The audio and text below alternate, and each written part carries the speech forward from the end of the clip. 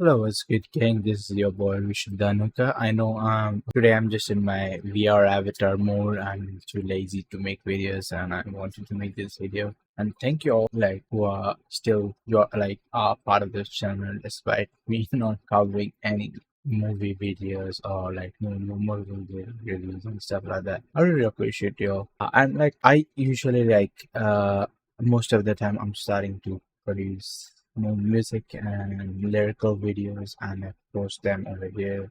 I'm talking about sometimes bedtime story stuff and these ASMR talks and stuff like that. So I'm trying to diverse like a lot of entertainment stuff on this channel. I shifted my whole music thing obviously in my production channel, which is East Coast Soccer. It will be linked down in the description. But anyhow, today I'm gonna cover my audience, the core audience that was here and is still here watching my videos is Indonesian. Hello or Assalamualaikum to y'all. Today I'm gonna talk about Indonesian movie.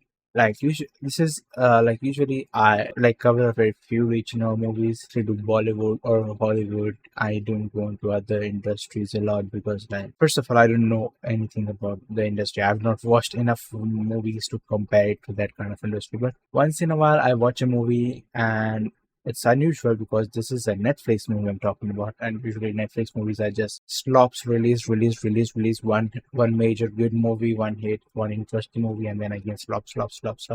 So today the movie that I'm gonna talk about it's an Indonesian movie called The Most Beautiful Girl in the World. I don't know what's the Indonesian name for it. I think the English name is also the Indonesian name for it. And I was in a wave where I was watching multiple of these regional movies, right? So I think I watched Love You to Bet and A Perfect Fit, which are two Indonesian, I would say, movies which are obviously dubbed in English because Netflix dubs its stuff most of the time. At least they do it in English. They sometimes do it in Spanish and other languages as well, but they do a lot dubbing here and there. I've been watching mixed movies. I usually don't review these kind of movies. I think past year I reviewed a few Filipino movies because I was watching it with my gang and they were trying to explain me this shit, and I was I was trying to understand them from their perspective and outsider perspective, and I was making reviews about it. But after a while I just stopped making reviews because I feel like I was hitting a stalemate where every movie kind of was looking the same, especially on these platforms.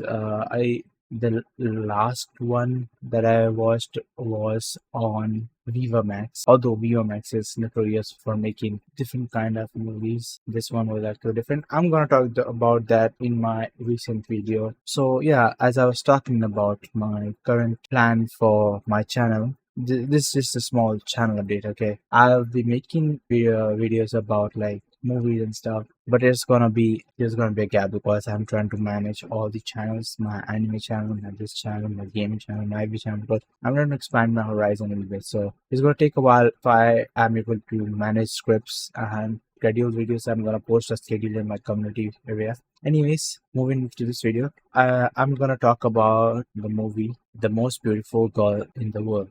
And this movie is actually the name of a show that goes into movie. So this movie portrays a reality TV show called The Most Beautiful Girl in the World. But the thing is, this reality show is scripted. Spoiler alert, this reality show is made by the protagonist's dad and he passes away. So the base premise is this tries to find the most beautiful girl through the show, the most beautiful girl in the world, because of that his dad's will of him leaving the company is to find the most beautiful girl in the world, and to really find the most beautiful girl in the world in literal sense and morally find the most beautiful girl in the world, he realizes that he has been stealing his marriage. I mean, see, marriage is a personal preference. If you don't want to get married, don't get married. But I think in this aspect where he was stealing his marriage, it was because one of them being his mom left his dad, cheating on his dad. So he kind of envisioned woman to be of a certain characteristic, going for money and stuff like that. Okay, so his impression was like that. So he just played cool and became the playboy kid or the spoiled brat of this popular television channel owner. And after his dad died, he had not only to inherit the thing, but he was passionate about this television show because he think of himself as, I would say, a director. He wanted to be a director, and he meets this girl who wanted to become a producer, like a show producer. So he hires this girl to produce this show, the most beautiful girl in the world. But rather than being a scripted version of it, like his dad wanted,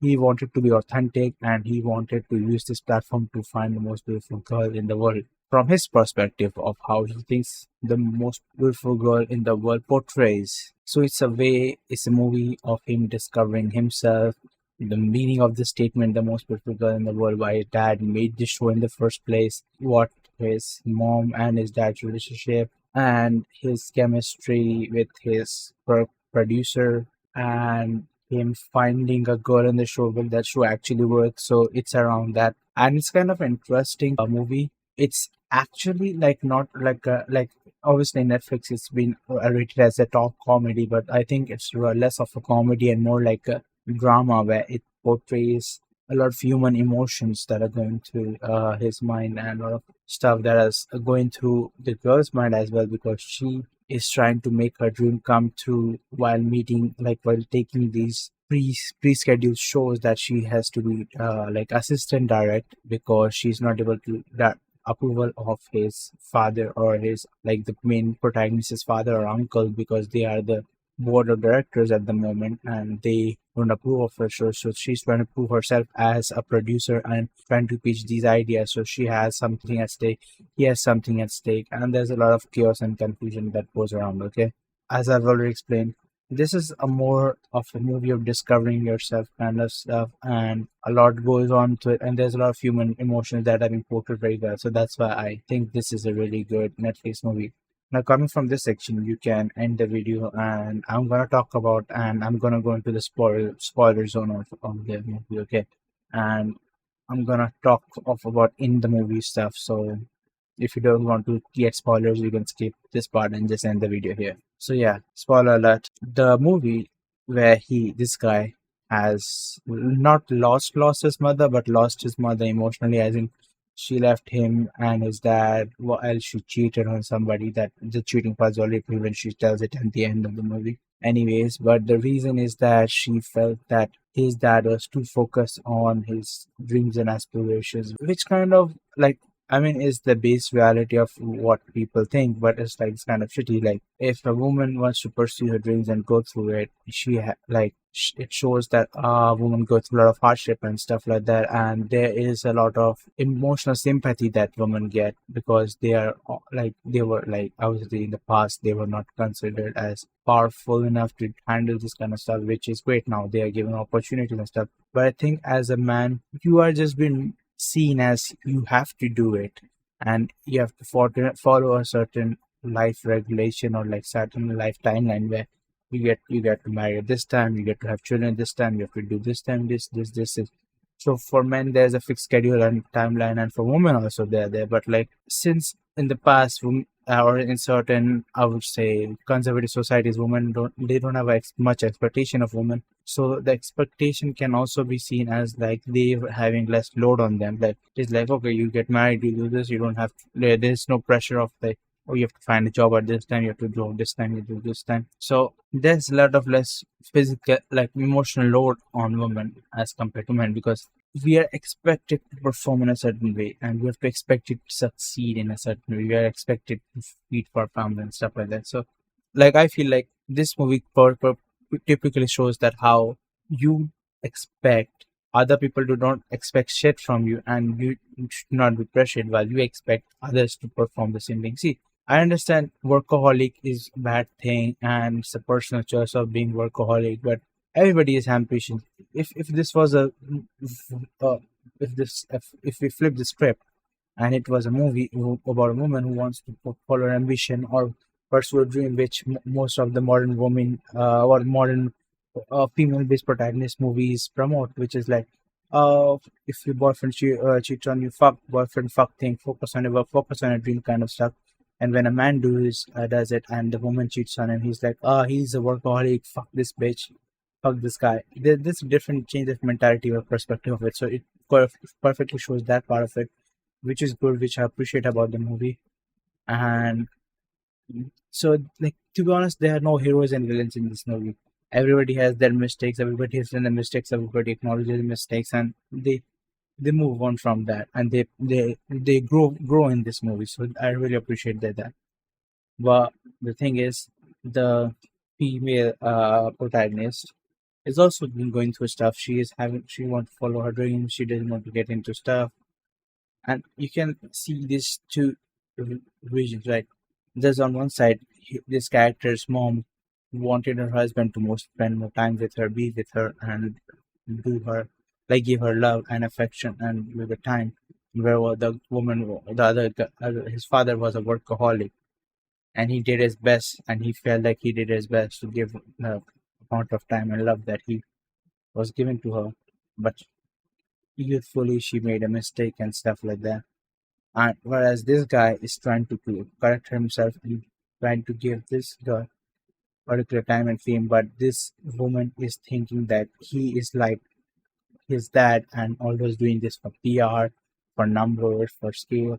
But she doesn't try to understand him initially and rejects him multiple times when he tries to propose to her and get close to her, because she's keeping this mental barricade around herself, thinking that, oh my, like, because she's alone, she only has one friend, her parents are gone, and she has no one like she can trust, and especially with that man's reputation, because he's been reputed as a playboy of his, because of his circumstance and his notion about women, and she has her own notion about men. So this completely shows the complexity of emotions in this movie, which is pretty good and pretty interesting.